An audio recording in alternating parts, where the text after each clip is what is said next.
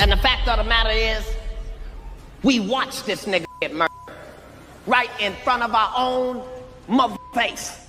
They served a search warrant on me, which allowed them to view and photograph my body, including my penis. These will be my final show performances in London.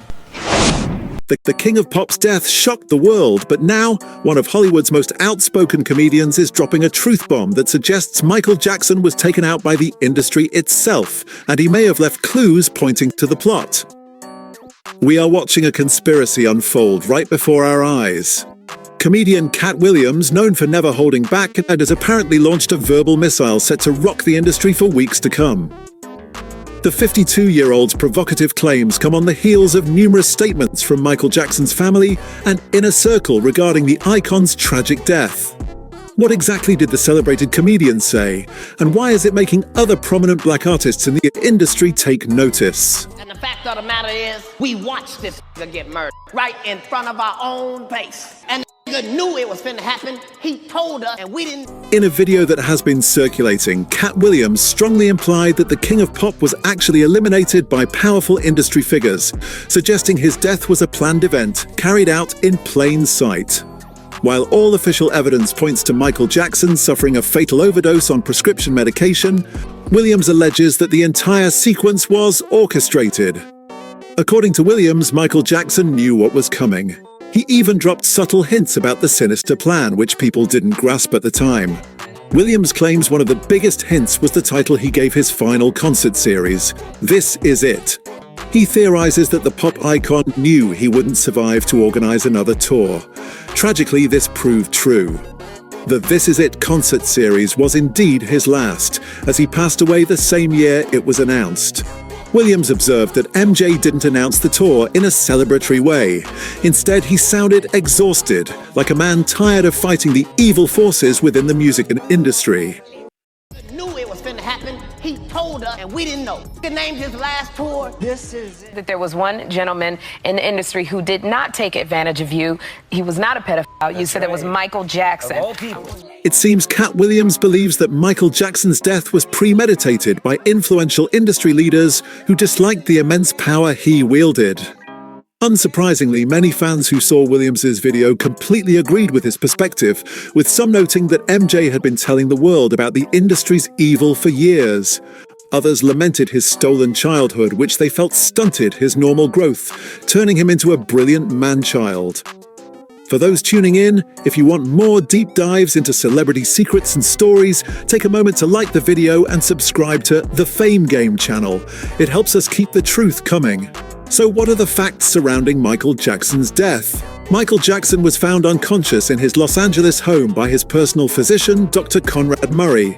He was rushed to the hospital where doctors confirmed his death. Official medical reports stated the pop icon died from an overdose of prescribed surgical anesthetics and antidepressants. The records established that Dr. Murray administered these to him the night before his passing. What shocked many was Dr. Murray's failure to inform the paramedics and the hospital physicians about the drugs he had administered. Worse, the coroner's report later indicated that the doctor had injected Michael Jackson with what were deemed lethal levels of the medications. These revelations infuriated fans. Of course, the most hidden treasure trove of his life is with me. But I have protected Michael up till now. Soon after, Conrad Murray was charged with voluntary manslaughter. His trial lasted 6 weeks, and on November 29, 2011, Murray was convicted and sentenced to 4 years in prison. The family and fans were outraged, feeling the 4-year sentence was far too lenient for causing the icon's death. The rumor mill then went into overdrive. One prominent theory which aligns with Katt Williams' claim surmised that MJ was eliminated on purpose and that the doctor was complicit.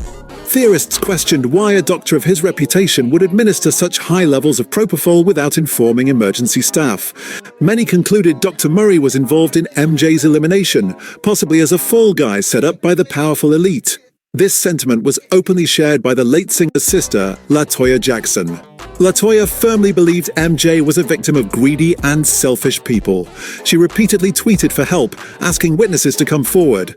She suggested that Dr. Murray knew exactly what happened, but was silent for fear of retribution from the powers that be. Mr. Jackson's juices or some sort of breakfast for him for that morning. So around that time, I noticed I hadn't seen Dr. Murray. She insisted Dr. Murray is a very small piece of the puzzle and suggested following the money trail to find the real killers.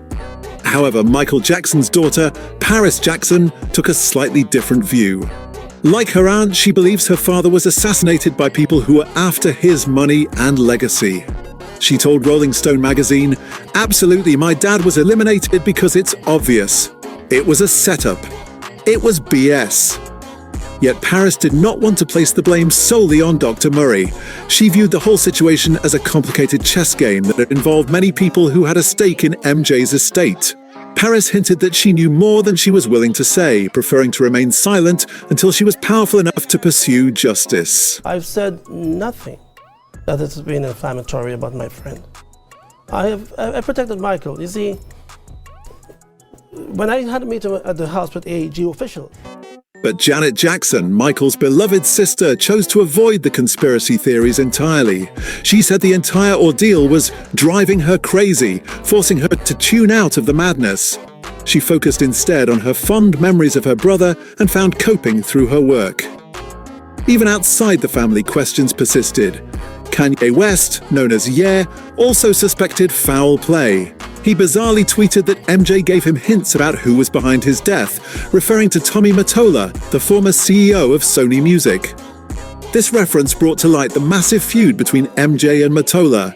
MJ himself had publicly accused his own label and Mottola of racism, stealing, and cheating black artists.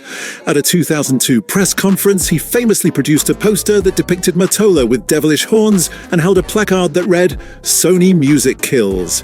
MJ was upset the label refused to properly promote his Invincible album and accused the music companies of forcing black artists to constantly tour to survive. While MJ's friend, Reverend Al Sharpton, supported MJ's issues with the label, he defended Mottola, calling him a good guy who helped black artists.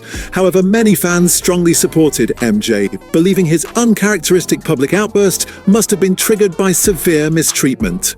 The list of theories goes on, ranging from the belief that the Illuminati eliminated him because he threatened to expose their secrets, to the idea that he simply faked his death to escape crushing debt.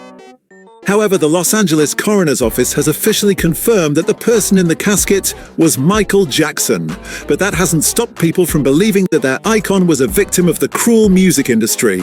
Fans acknowledge that though he isn't with them physically, he'll live on forever in their hearts.